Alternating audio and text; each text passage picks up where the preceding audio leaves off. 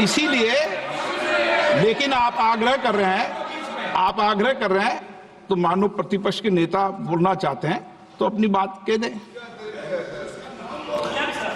Sir, उन्होंने मुझसे पूछा, कुछ नियम अध्यक्ष के भी होते हैं। मेंबर ने पूछा कि इंदिरा गांधी जी की सावरकर पे क्या व्यू थी। मैंने ये सवाल एक बार इंदिरा गांधी जी से पूछा था। हाँ, जब मैं छोटा था मैंने पूछा था और उन्होंने बोला, इंदिरा गांधी जी ने बोला कि Savarkar ji compromised with the British, wrote a letter to the British and asked for forgiveness for the British. और उन्होंने बोला, इंदिरा गांधी जी ने बोला that गांधी जी जेल गए, नेहरू जी जेल गए और सावरकर जी ने माफी मांगी थी। ये इंदिरा गांधी जी की पोजीशन है।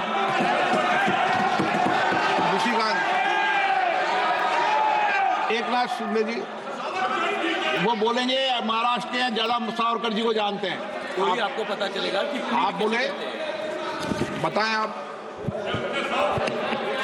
मैंने सिर्फ इंदिरा जी ने जो लेटर सेक्रेटरी को, पंडित बाखले सेक्रेटरी जो सावरकर राष्ट्रीय स्मारक के सेक्रेटरी है, उनको जो लेटर लिखा था, वो लेटर को कोट करने का काम जो है मैंने किया है। वहां पर कुछ भी सवाल उनको मैंने पूछा नहीं, ये बताने का काम उनको मैंने किया था। और जो आप अच्छी डिबेट करो संविधान पर, क्या है? देखो, हम लोग संविधान पे ही बात कर रहे हैं सर। उठ के मत जाओ, सुन नहीं रहे। आप ऐसे नहीं, आप मुझे बोलिए सर कंटिन्यू करूं? आप कंटिन्यू करो। आज मैं इस सदन में एक महत्वपूर्ण घटना है। यहाँ पर संविधान के बारे में कंटिन्यूसली हाथ में बुक लेकर लोकसभा के वक्त फेक नैरेटिव फैलाने का काम इन्होंने किया। बीच में तो संविधान की किताब सिर्फ कवर था, अंदर पेजेस जो है ब्लैंक थे, क्योंकि संविधान का इस्तेमाल सिर्फ लोगों का वोट बटोरने के लिए इन्होंने किया। मैं आज इस सदन में एक अत्यंत महत्वपूर्ण घटना का उल्लेख करना चाहूंगा सर। 5 मिनट चाहूंगा, सिर्फ 5 मिनट चाहूंगा कि जो संविधान पर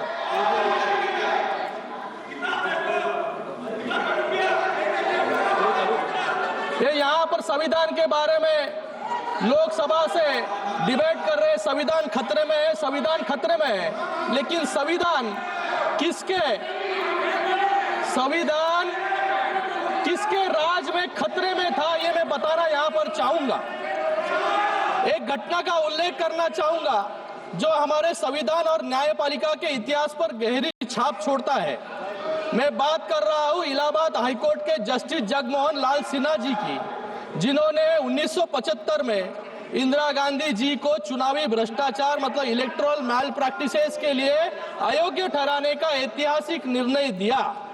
यह फैसला न केवल साहसिक था, बल्कि न्यायपालिका की स्वतंत्रता और संविधान की रक्षा का प्रतीक भी था। लेकिन इस फैसले को रोकने के लिए कैसे कैसे असंवैधानिक, जो यहाँ पर संविधान के बारे में बात कर रहे हैं, असंवैधानिक हथकंडे अपनाए गए, ये सुनकर आप सभी लोग हैरान रह जाएंगे। जस्टिस सिन्हा को देहरादून से फोन आया और ये फोन खुद इलाहाबाद के चीफ जस्टिस का था। उन्होंने कहा कि ये गृह मंत्रालय के अतिरिक्त सचिव पीपी नायर ने उनसे मुलाकात की और फैसले को जुलाई तक टालने का दबाव बनाया। ये रिकॉर्ड्स पर है, रिकॉर्ड्स पर है। अरे मैं खुद नहीं बोल रहा हूँ, सबके साथ में सामने ये रिकॉर्ड्स पर है, आप रिकॉर्ड देख लीजिए। इतना ही नहीं, जज के निजी सचिव को धमकियां दी गई और जजमेंट के मसौदे को जानने के लिए सीआईडी के एक विशेष टास्क फोर्स को लगाया गया।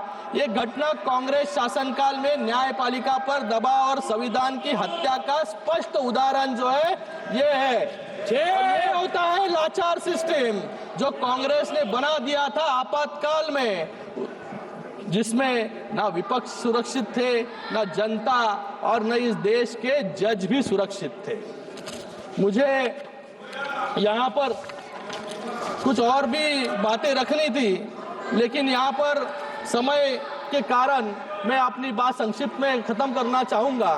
हमने संविधान संशोधन के माध्यम से one tax one nation one tax यानी जीएसटी लाया, महिलाओं के लिए आरक्षण लाया, ओबीसी कमीशन को संवैधानिक दर्जा दिया, एक अलग एसटी कमीशन बनाया और आर्टिकल 370 को हटाने का काम भी हमने किया, शिक्षा का अधिकार लाया। और आपने क्या किया? आपने 9th शेड्यूल लाके, जिसका क्या उद्देश्य था कि सभी काले कानूनों को लीगल बनाने के लिए जो है आपने आर्टिकल शेड्यूल 9th लाने का काम यहाँ पर किया, जिससे जुडिशियल रिव्यू से आप सभी लोग जो है इम्यून रह जाए। मैं यहाँ पर मेरी बात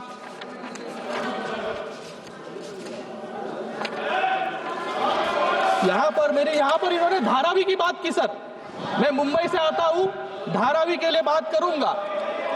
महोदय, आर्टिकल 21 जो भारत के नागरिकों को राइट टू लाइफ देता है, और लाइफ का मतलब सिर्फ जिंदा रहना नहीं, इसमें एक अच्छा और सम्मानजनक जीवन देना भी शामिल है, जिसके लिए हमने धारावी का पुनर्विकास करने की योजना शुरू की। पिछले 50 सालों में जो लोग झुग्गी झोपड़ियों में रहते थे, उन्हें धारावी में अपने अधिकार के नए और पक्के मकान मिलने वाले हैं। मैं सदन को बताना चाहूंगा कि धारावी में दलित, वाल्मीकि, कुंची, कोरवी, नाडार जैसे पिछड़े समाजों की बस्ती है, लेकिन पिछड़े समाजों के लोगों को इनको अधिकार से रोकने का काम ये कांग्रेस के लोग और उनके साथियों जो है मुंबई में कर रहे हैं। मैं आज यहाँ पर बात खत्म करूंगा।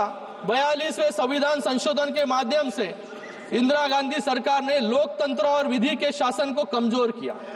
इस 7 से 10 अगस्त 1975 मतलब सिर्फ 3 दिनों में लोकसभा, राज्यसभा और 17 राज्य विधानसभाओं से रिकॉर्ड स्पीड से पारित करवाया गया।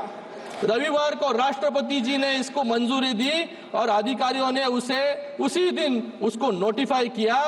क्यों किया? क्योंकि इसका सिर्फ एक उद्देश्य था, सुप्रीम कोर्ट में इंदिरा गांधी जी के खिलाफ चुनाव याचिकों को खत्म करना था।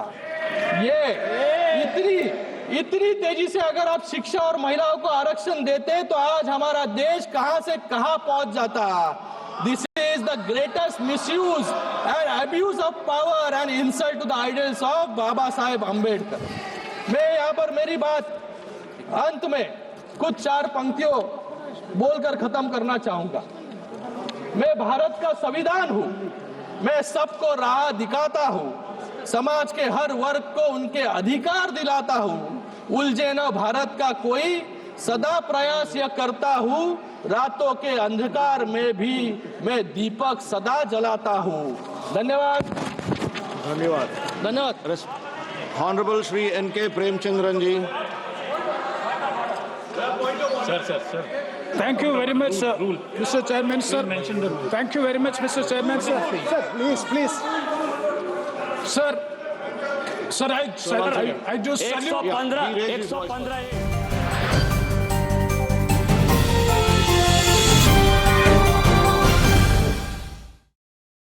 115 होणार आहे।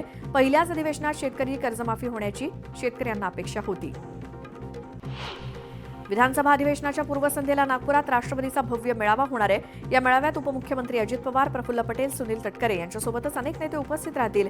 विदर्भातील आमदारांचा सत्कार केला जाणार आहे।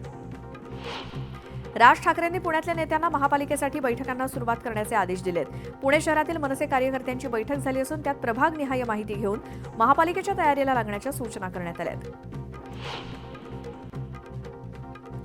वर्ध्याच्या देवळी मतदारसंघाचे भाजपचे आमदार राजेश बकानेंनी ग्रामस्थांच्या समस्या जाणून घेत विकास कामांचा शुभारंभ केला। माजी जिल्हा परिषद अध्यक्ष शशांक घोडमारेंनी रस्ते, पाणी, रोजगाराचा प्रश्न सोडवावा अशी मागणी केली। निवडणूक काळात सामान्य नागरिकांना दिलेल्या आश्वासनांची पूर्तता करावी याची आठवण करून देण्यासाठी वर्ध्यात किसान अधिकार अभियानाच्या वतीनं आंदोलन करण्यात आलं। जिल्हाधिकारी यांच्या मार्फत सरकारला निवेदन देत मागणी पूर्ण न झाल्यास आंदोलन करण्याचा इशारा शेतकरी नेते अविनाश काकडेंनी दिला। कराड उत्तरचे आमदार मनोज घोरपडे यांची कराड येथे शासकीय अधिकाऱ्यांसोबत आढावा बैठक पार पडली। यावेळी त्यांनी कराड उत्तर विधानसभा मतदारसंघ 4 तालुक्यात विभागला गेला असून प्रत्येक महिन्याला जनता दरबार होणार असल्याची माहिती दिली। अमरावतीत 3 दिवसांपासून एनआयची टीम तळ ठोकून आहे। आज पुन्हा सलग 3ऱ्या दिवशी त्या संशयित तरुणाची चौकशी होणार आहे। मुंबई पालिका घनकचरा व्यवस्थापनावरती आता कर लावण्याच्या तयारीत असल्याची माहिती मिळते. पालिका घनकचऱ्यासाठी वेगळा कर आकारत नव्हती, मात्र पालिकेच्या उत्पन्नात घट झाल्यानंतर येत्या आर्थिक वर्षापासून हा कर लावला जाण्याची शक्यता आहे.